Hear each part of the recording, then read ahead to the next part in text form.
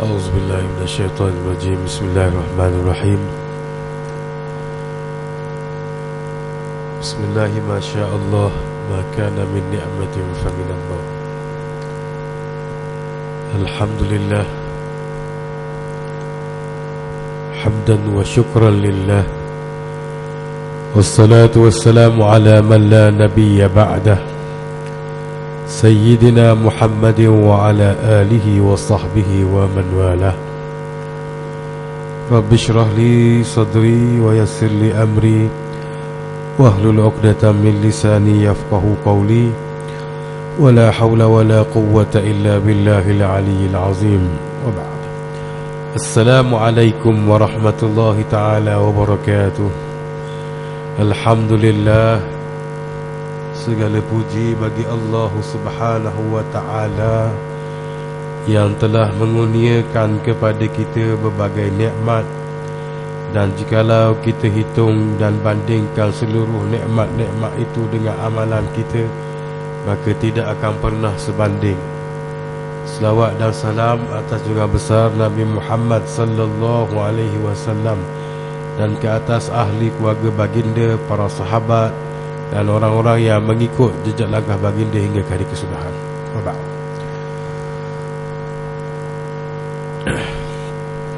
Tuan-tuan dan puan-puan yang dirahmati Allah sekalian, pada minggu yang terdahulu, pada pertemuan yang terdahulu, kita telah sampai kepada ayat yang ke-223 dalam suratul Baqarah.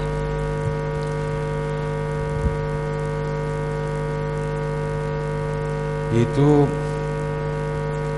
ayat tersebut telah menjelaskan kepada kita bahawa isteri-isteri itu dikiaskan, isteri-isteri itu diperumpamakan dengan hars, iaitu kebun.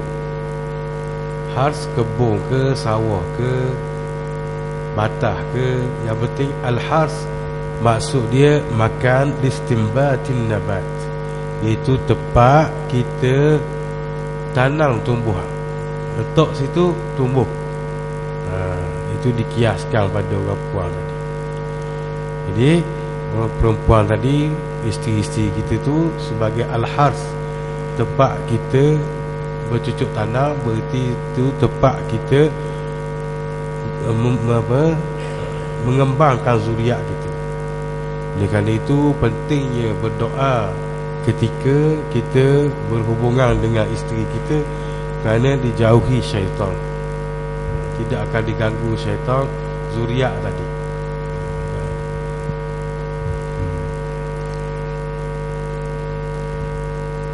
Ada orang kata, tengah-tengah gitu dok dan doa. Orang kata, tapi makan dan doa. Jadi atas kesedoran masing-masing lah. Atas kesedoran masing-masing, peri pentingnya doa berpatuh je. Itulah. Jadi isteri tadi tempat kita mengembangkan zuriat kita, al-hars. Maka Allah Subhanahu wa ta'ala memberi kebebasan bagaimana kita mendatangi, berhubungan dengan isteri kita. Tetapi telah dikhususkan sebelum itu perkataan al-hars, iaitu kita berhubungan pada tempat yang kalau tak benar hidup bebas mana pun, tapi tepat betul. Minggu lepas kita kata isi minyak kena ikut taki, jangan isi minyak ikut exhaust. Berapa gallon kita isi pun ikut exhaust, dia tak boleh jalan kereta.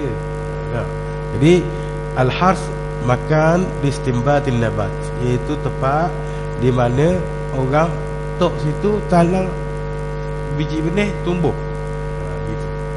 Jadi kena tok, walaupun bebas kena tepak dia. Tidak boleh pada tempat yang lain, pada tempat dia. Fa'tu harsakum anna syi'tum, dan datangilah mana cara bagaimana kamu sukai tetapi perkataan disukai situ masyiah, sebagaimana yang kamu suka itu diikat dengan ayat yang selepas itu, wa ma qaddimu li anfusikum, dan kamu berbuat baiklah ke atas dirimu. Kita tengok terjemahan penang tu. Dan sediakanlah amal-amal yang baik untuk dirimu. Itu kebebasan, bukanlah seperti mana orang-orang barat cuba memahami Al-Quran. Dia kata orang Islam ni kadang-kadang menyeksa orang Pahang. Sebab apa? Tuhan dia sendiri beri kebebasan, dia nak buat guana pun. Jadi mereka berbicara tentang Al-Quran, mereka mengulas tentang Al-Quran, tapi mengikut kerangka pemikiran mereka. Tapi sepatutnya yang patut kita faham, janganlah berhenti di situ saja, sebab dia tak habis ayat lagi. Ayat dia situ waqaddimu li anfusikum, maknanya berbuat baiklah, sediakanlah perkara-perkara yang baik untuk dirimu. Yang ni perbuatan tadi, walaupun ianya diberikan kebebasan bentuknya, tetapi Allah Subhanahu Wa Taala mengikatnya dengan kebaikan. Sebab tu para ulama menyebut bahawa ibadah lain berlawanan dengan hawa nafsu. Semayang dengan relax, nak relax ni. Maya garik dengan main bola. Lepas maya garik duduk kedai kopi sampai kerisa. Main bola 90 minit rok. Maya isa 5 minit rok. Rok ni bahasa Terengganu larak. Larak maknanya balik minum air, tak duduk sini ni kat lain lah, Zimbabwe ke mana ke. Lepas minum air, lepas main bola, dia duduk kedai minum air. Lepas tu berapa isa baru balik rumah, tinggal sembahyang maghrib. Jadi sebab ibadat ni banyak cangguh. Apa ni, oleh itu Allah Subhanahu Wa Taala menerangkan kepada kita, wasta'inu bis sabri was salah fa innaha lakabirah. Mintalah pertolongan kepada Allah dengan jalan sabar dan mendirikan solat. Sesungguhnya solat tu berat. Illa 'alal khashi'in, melainkan bagi orang-orang yang khusyuk. Segala ibadat, puasa semua sekali, zakat, waktu BPT, haji, rokok, semua berat. Satu-satunya ibadat yang bertepatan dengan hawa nafsu kita, hadiah kurnia daripada Allah, ialah menggauli isteri kita. Itu ibadat. Jangan bak gerang saja, kena sedar nak buat tu, kita nak buat ibadat ni, gitu. Dapat pahala. Jangan dia mari paling masuk air, mari gerang nak tahu benda, bukan gitu. Walaupun bebas, waqaddimu li anfusikum, buat baik atas dirimu, buat benda comel, buat benda bergaluh. Gitu.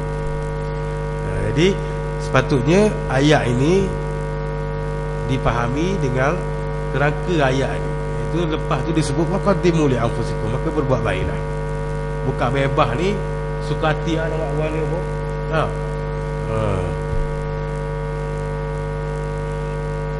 Okey. Wattaqullaha wa'lamu annakum mulaquh. Bertakwalah kepada Allah. Takwa ni senang. Sebut takwa senang, tapi nak buat payah. Sebab kita ada prinsip, tapi seringkali hilang pertimbangan. Dan so cerita hak benda haram lah, hak benda tak haram sudah. Saya tak mau makan budu dah, makruh. Balik rumah tengok siap dah, sehingga kepala raya budu sebekar. Mula start esok lah pula makan lu hari ni. Hari ni makan lu lah. Start esok lah pula. Maknanya hilang pertimbangan. Sebab tu takwa ni payah, sebab kita berhadapan dengan hawa nafsu kita. Masa kita duduk dalam masjid, kita duduk kuliah, rasa nak takwa. Kadang-kadang bila menghadapi kenyataan, tidak sama dengan apa yang kita azam dalam hati kita. Betul, orang yang bertakwa ni orang yang betul-betul dekat dengan Allah, bertakwa tadi. Kadang-kadang sebab tu khatib sendiri pun bila dia khutbah, dia tak lupa diri dia, sebab dia takut kok. Saya berpesan kepada diri saya dan sidang Jumaat sekalian, gitu. Diri dia tak lupa. Sebab benda ni benda besar. Walaupun kita tengok tak jemaah tengok takwa. Pasal tu kerek kena besar. Benda payah bertakwa ni. Itu menjauhi larangan Allah Subhanahu Wa Taala dan istiqamah pada suruhan Allah. Kalau Allah buat tu kena istiqamah, Allah larang tu kena tinggal. Benda berat. Sebab tu bersabar ada tiga tingkatan, tiga pembahagian. Yang pertama, sabar dalam melawan hawa nafsu, meninggalkan perkara yang dilarang. Yang kedua, bersabar atas titah perintah Allah. Dan yang ketiga, bersabar atas takdir. Jadi tiga-tiga ni perlu sabar berlaku. Sabar ni benda berat. Duduk atas masjid ngajar bab sabar, turun masjid lipat hilang. Merah muka. Baru cerita bab sabar. Ngajar lain, baca kitab lain, menghadapi kenyataan lain. Menghadapi kenyataan tidak sama dengan kita baca dan kita ajar orang. Tapi menghadapi kenyataan, kita sendiri lalu benda tu. Jadi takwa ni benda yang payah, tapi tidak boleh ditinggalkan. Dia merupakan suatu yang keutamaan dalam agama, bertakwa kepada Allah Subhanahu Wa Taala dengan meninggalkan larangan Allah dan istiqamah pada perkara yang disuruh oleh Allah Subhanahu Wa Taala. Istiqamah pun bukan benda senang. Istiqamah benda yang payah. Kadang kita bangun qiyamul lail, habis kita buat taubat, sunat taubat, buat sunat hajat, sunat istikharah, sunat tasbih, sunat tahajud, sunat witir, penuh buat. Tapi sekali tu je dah tahun 2014. Sekali tu je. Pasal mari seh tu tak apa. Bila mari seh ni payah pula, kata dua kapek lagi. Mari semangat. Bila mari semangat tu dok ngatuk mata, tapi tidak istiqamah. Kadang orang sembahyang tahajud 2 rakaat saja, tapi istiqamah siapa ketua. Itu lebih baik istiqamah. Dan istiqamah ni Nabi sendiri pun rasa berat, bukan kita saja. Bila surah Hud turun tu sebut fastaqim kama umirta.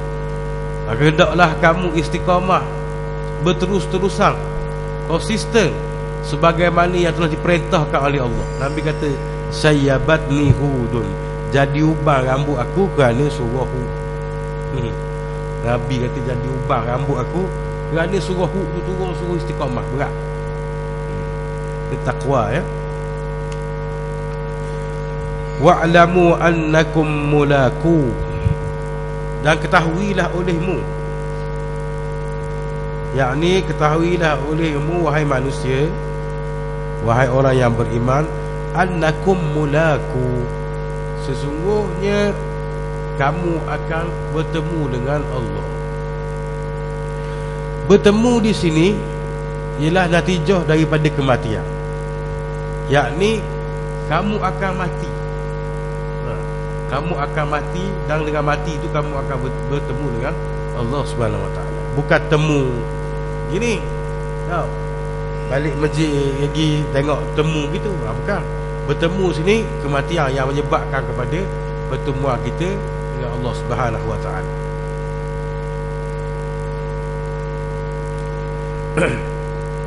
Jadi ayat tadi yang kita baca dalam surah Baqarah awal tadi, wasta'inu bis-sabri was-salah, disebut sembahyang tu berat illa 'alal khashiin, kecuali bagi orang-orang yang khusyuk. Siapa orang khusyuk? Siapa orang khusyuk? Allazina yazunnuna annahum mulaku rabbi. Itu orang-orang yang menyangka dia akan bertemu dengan Tuhan. Imam Al-Ghazali dalam mentafsirkan ayat ni, kata Imam Al-Ghazali sebenarnya maksud yang dikehendaki pada pertemuan dengan Allah itu ialah allazina yazunnuna al-mauta fi kulli hin, iaitu orang yang merasai boleh jadi mati. Orang yang rasa dia boleh mati bila-bila masa, pagi lepas ni, esok, lusa, boleh rasa. allazi sama-sama allazina yazunnuna annahum mulaku allazina yazunnuna al-mauta fi kulli hin, pada setiap masa dia ingat lagi boleh mati jadi orang yang mengingati pertemuan dia dengan Allah, yakni orang yang ingat pada kematian, maka dia akan jadi orang yang khusyuk dalam ibadah. Illa alal khusyin, itu bagi orang khusyuk sembahyang puasa tu adalah perkara yang ringan, tak berat. Kecuali orang khusyuk ni dia jadi tak berat gitu. Jadi mula aku iaitu orang yang yakin. Ketahuilah wahai manusia, ketahuilah wahai orang yang beriman, annakum mulaku, sesungguhnya kamu akan bertemu dengan Allah Subhanahu Wa Taala di akhirat kelak. Ya.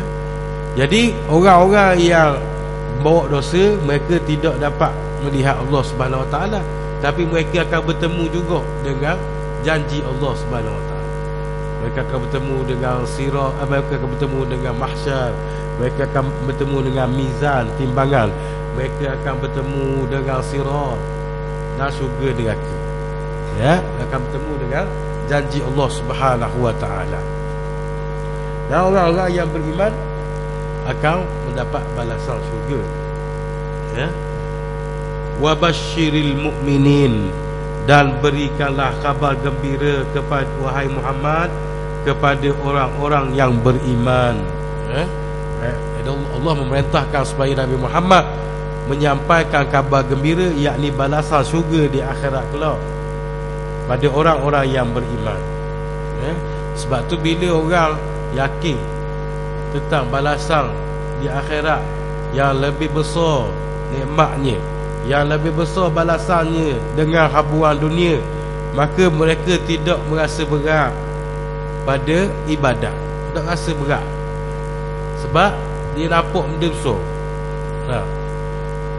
Ada orang berfikir jangka masa pendek, ada orang berfikir jangka masa panjang. Boleh saka dua bidang tanah. Ada orang dia mikir masa pendek, dah akak terekoh lagi cari buyer dah, cari pembeli dah. Nampak dah RN. Tapi ada orang dia tak apalah, dok senang lenang pun, mana ada ok dulu jadi naik bandar raya dulu apa semua dah. Naik megapolitan baru jual untung dia laba lebih besar daripada orang mikir masa pendek. Itulah perumpamaan akhirat. Orang yang beriman ni dia rohok dulu, tapi orang yang yakin kepada balasan akhirat, berbandang tadi dia rasa ringan sebab dia nampak nak boleh benda besar lagi. Nak boleh benda besar lagi, rohok dulu. Nak senang lalu boleh, tapi habis habis. Ada kisah diceritakan bahawa masa tu tanah harga, saya ingat dalam RM200 zaman P.Ramli ke benda lama dulu. Tanah dalam barang tak ada harga. Jadi kubah kerbau harga 400. Kubah harga 400. Jadi bila meninggal ni, ada dua harta tu, ada seorang anak lelaki, ada seorang anak perempuan. Jadi abang dia kata, aku orang lelaki tu, harga kubah 400, tanah 200, mu ambil tanah lah. Dia pun ambil kubah. Setelah hari berganti hari, tahun berganti tahun, situ ada pula ada projek buat universiti, naik harga tanah tu tak masuk akal. Sampai mencecah kepada 80,000 selur, tak masuk akal. Dulu nasib baik orang saja je lah. Tapi zaman skala 200 tu besar. 200 tu besar. Dah ikan berapa sekati. Main seng-seng gitu je. Lelih seng orang tak boleh tengok. Jadi bila naik sampai 80,000 ni, dia pergi tutup pula harta dia. Dia kata tanah tak bagi lagi tu. Tanah tak bagi lagi tu, dia kata. Kena selesai juga kita dua beradik ni. Dah adik dia kata dah dulu selesai dah. Ambil kubah. Kubah berapa sen dia kata. Tanah 80,000 harga ni. sudah jadi lain macam. Itulah. Ya. Jadi orang yang cerdik ni, orang yang berfikir tentang akhirat, nampak kelebihan akhirat, dia paksa diri dia untuk taat. Jadi itu pada satu tahap dia dok tebang. Saya nak cari satu perkataan yang lebih tepat untuk menggantikan tebang. Dia tidak lagi paksa diri dia. Awal-awal kena tebang tu. Macam orang lama dok sembahyang, mari pergi masjid, kena isah sembahyang. Awal-awal kena tebang. Melawang. Mujahadah. Orang Terengganu panggil tebang. Kalau nebang masuk lain pula. Tebang. Bila nebang tu benda lain. Tebang kena gagahkan diri, kena paksa diri pada awal-awal. Lama kelamaan benda tu dia jadi duduk dengan kita. Itu dia panggil malakah. Malakah ni benda yang sudah sebati dengan diri kita, tak rasa berat. Sebab tu kita kata kadang orang dok puasa lebih lapar daripada orang puasa. Orang puasa pukul 3 dia baru teringat gaya pusing kat Tok Molo. Pukul 3 baru teringat. Jauh duduk pada bau dah. Ingat bau tu. Duduk pada bau ayah pusing Tok Molo jauh. Orang dok puasa pukul 9 lapar dah. Pukul 9 lapar dah. Keliling cari kedai buka kat belakang. Orang puasa pukul 3 baru lapar. Orang tak puasa pukul 9 lapar dah. Pergi cari nasi dagang. Kena buluh ke mana ke mana lah. Si dagang si rukuh selalu itu. Si dagang si rukuh selalu. Pukul 9 rukuh selalu. Lepas tu pandai kau. Orang tengok habis kata ashabul ladi lah, budak tak makan. Dia kata ashabul ladi lah, budak tak makan. Dia kata nak pergi kanak. Pandai juga dia pun. Bukan nak pandai. Gitu. Jadi maknanya orang dok puasa ni dia lebih lapar daripada orang puasa. Orang dok semayang dia lebih speed masa dia daripada orang semayang. Orang semayang dah celah zuhur, celah asar, celah garik, celah masa isya dah. Tapi orang dok semayang dah. Tak ada masa dia nak semayang. Dah.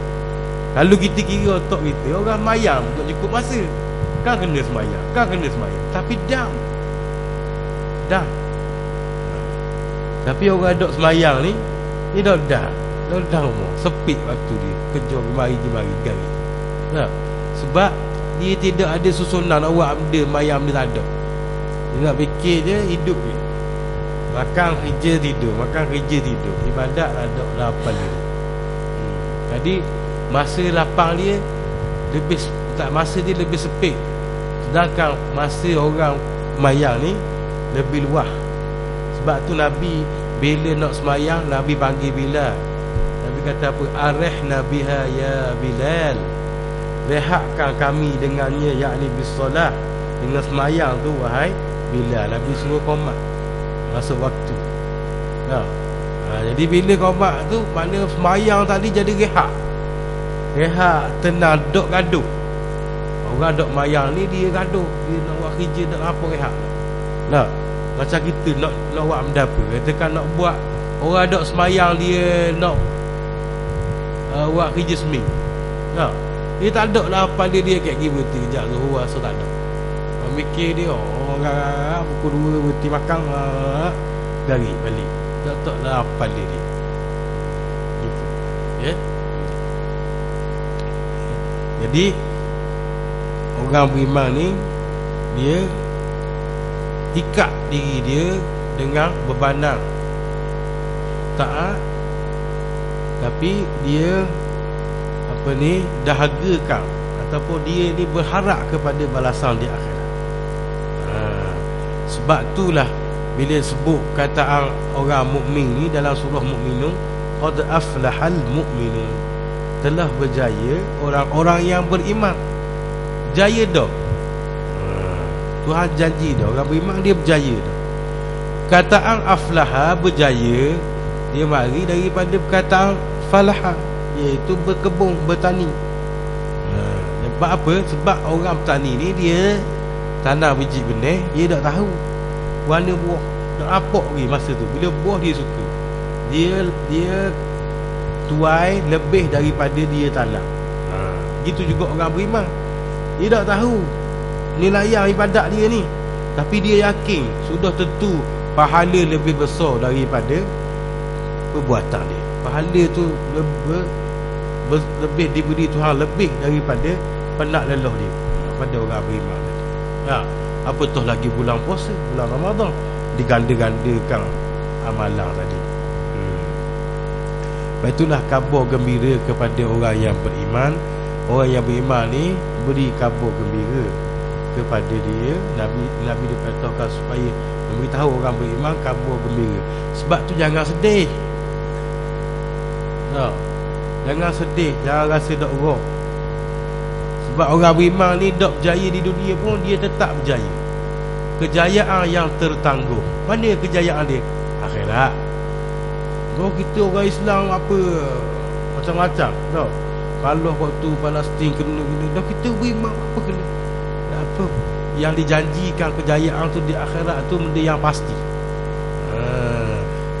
Lepas tu sebut apa ni, Allah SWT peringatkan kita, wala tahinu wala tahzan, jangan kamu rasa duka cita. Wa antumul a'launa, dan sesungguhnya kamu adalah yang tertinggi. Tapi ada syarat mari lepas tu, in kuntum mu'min, jika kamu beriman. Kalau beriman besar kali dah. Jangan sombong pula. Gesek kereta, marah-marah, sabar cik. Mu tahu tak orang beriman ni tertinggi dah, apa orang lain tak beriman. Jangan kita rasa kita duduk situ pula. Itu Tuhan mengangkat orang yang beriman. Jangan kita wujud pula rasa kita orang beriman ni. Wala dak wisalah, jumpa dak wisalah. Kita kan orang beriman. Rasa gitu. Dak tu bab lain. Jadi kita jangan rasa lemah berhadapan dengan orang kafir, berhadapan dengan pancaran dunia. Kita jangan lemah. Sebab jangan menyebabkan kita patah hati. Kesok belaka. Kesok ni kenapa? Terasa pedih, terasa belaka. Semua orang, setiap manusia diuji, sakit, benda kejut, benda yang tidak disukai, dia rasa itulah, rasa apa ni? Rasa kecewa. Kesok. Kecewa. Tetapi itu sifat manusia sama je. Tapi tidak menyebabkan patah hati, putus asa, tekanan, gila dan sebagainya. Jadi sebab ada iman, walaupun berat mana ujian atas dunia ni, tidak lebih berat daripada azab Allah di akhirat. Walau besar mana nikmat atas dunia ni, tidaklah lebih besar daripada ganjaran nikmat akhirat.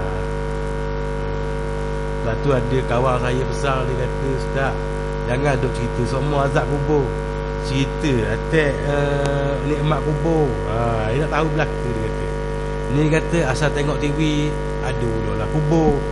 Tak, tu lebih asap ke hidung mayat tunjuk begitu, dia kata. Kata sungguh, kata sebab kubur ni ada juga nikmat kubur. Orang baca Quran, datanglah bentuk wajah menemani dalam kubur, cahaya kubur ni dan sebagainya lah. Nikmat kubur pun ada juga. Tapi dia kata orang beri cakap tak azab kubur je. Betul juga satu tahap. Tapi satu tahap kalau cerita hak nikmat saja, orang rasa dia beres belaka. Orang rasa dia beres belaka dah. Ada ni dia tak baca Quran pun, orang cerita kayak apa, bila mati Quran menemani dalam kubur, dia pun senyum anggur. Dia tak baca Quran pun, sebab cerita benda nikmat. Kadang-kadang kena cerita juga azab.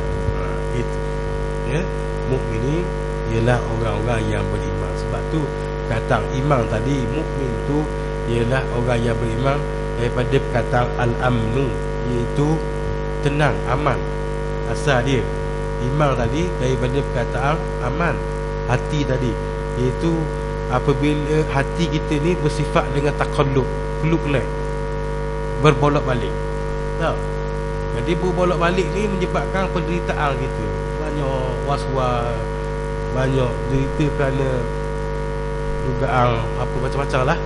Tapi bila masuk iman tadi, yang bersifat dengan amal tadi, dia akan menterangkan gejolak di hati kita yang sering berbolak-balik. Ya, itu iman masuk ke dalam diri kita. Semoga Allah Subhanahu Wa Taala mematikan kita dalam keadaan beriman kepada Allah Subhanahu Wa Taala, dan tergolong dari golongan orang-orang mukmin yang mendapat balasan syurga di akhirat. Amin ya rabbal alamin. Jadi kita akan terus ke ayat yang selanjutnya. Auzubillahi minasyaitonirrajim. ولا تجعلوا الله عرضة لأيمانكم أن تبروا وتتقوا وتصلحوا بين الناس والله سميع عليم. Kita tengok tafsir Dan janganlah kamu jadikan, yakni nama Allah, dalam sumpah kamu sebagai benteng yang menghalangi kamu daripada berbuat baik, dan bertakwalah serta mendamaikan perbalahan antara sesama manusia. Dan ingatlah, Allah senantiasa mendengar lagi senantiasa mengetahui.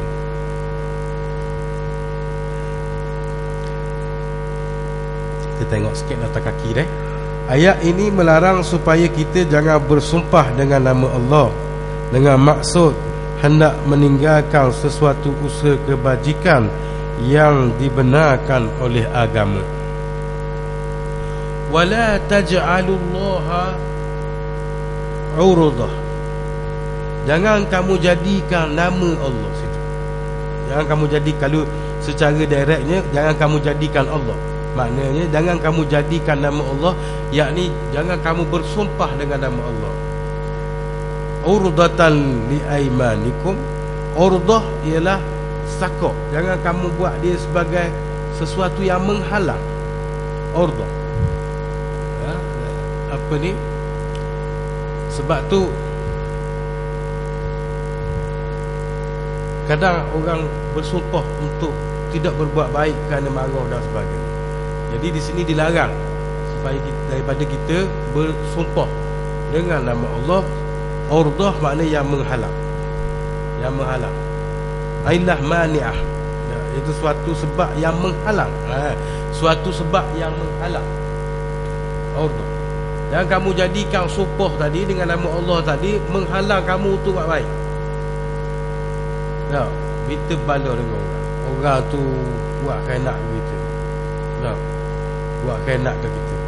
Kita kata saya bersumpah dah akan buat baik kamu. Tak.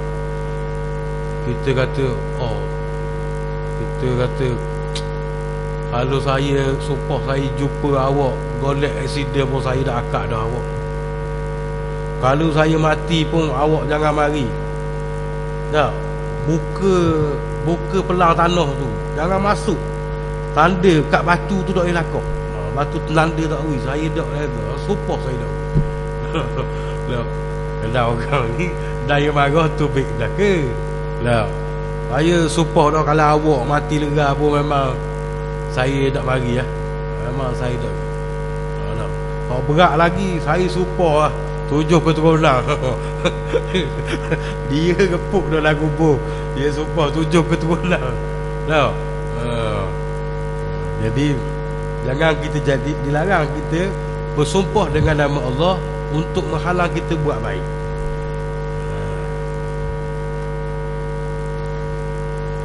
Li aimanikum an tabarru wa tattaqu. Menjadi sebab inilah mani'ah, satu sebab menyebabkan kamu tak boleh nak buat benda baik tadi kerana kamu telah bersumpah.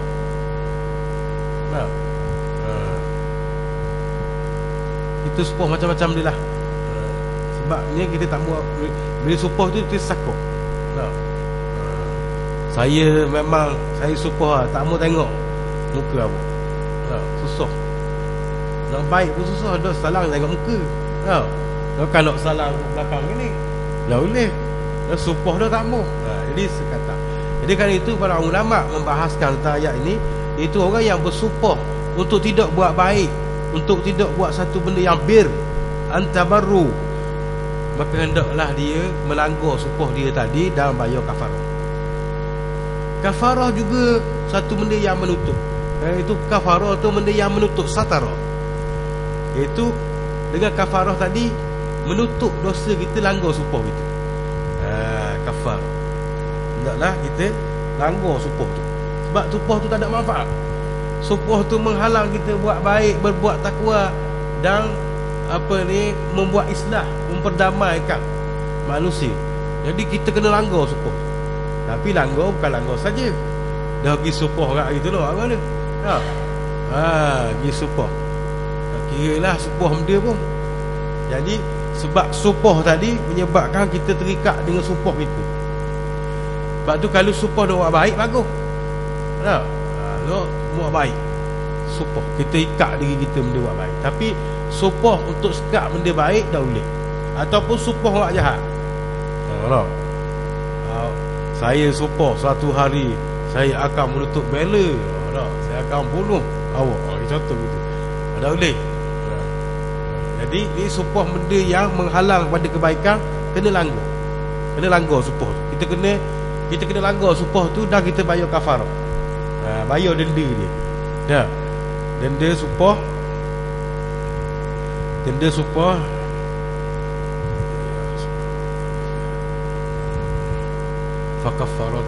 Fakaffaratu it'amu asharati masakin min awsati ma tut'imuna ahadikum aw kiswatu aw tahrir raqabah.